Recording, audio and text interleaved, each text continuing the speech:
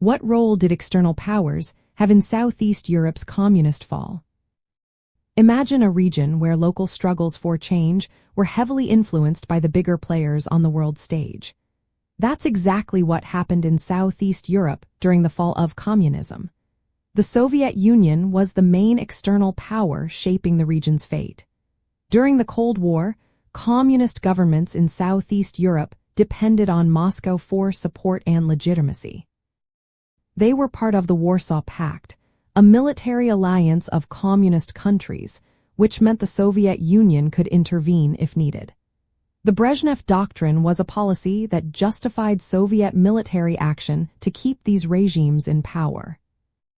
But everything changed when Mikhail Gorbachev took over the Soviet Union in the mid-1980s. He introduced reforms called perestroika and glasnost, which aimed to modernize the Soviet system. Most importantly, Gorbachev abandoned the Brezhnev Doctrine. This meant the Soviet Union would no longer use force to keep communist governments in Eastern Europe.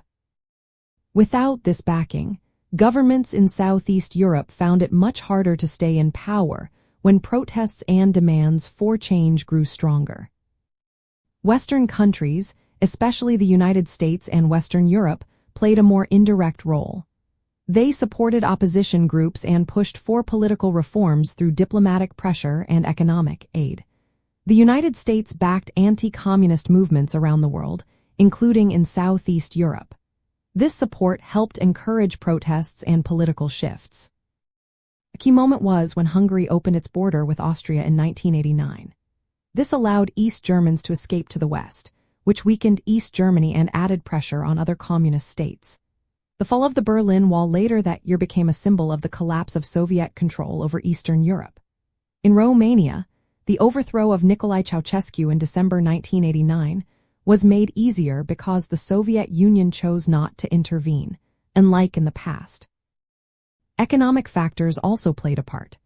The Soviet economic model was failing, and by the late 1980s, Moscow could no longer support its allies financially.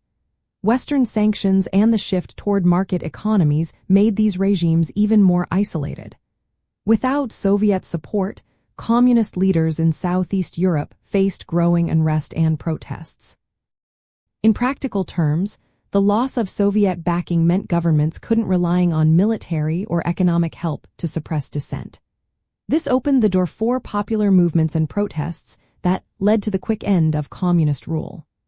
The transition to democracy and market economies was driven by both the withdrawal of external support and active encouragement from Western countries. Overall, external powers played a decisive role in shaping the fall of communism in Southeast Europe. The Soviet Union's retreat from military and economic support, combined with Western backing of opposition groups, created the conditions for the region's dramatic political change.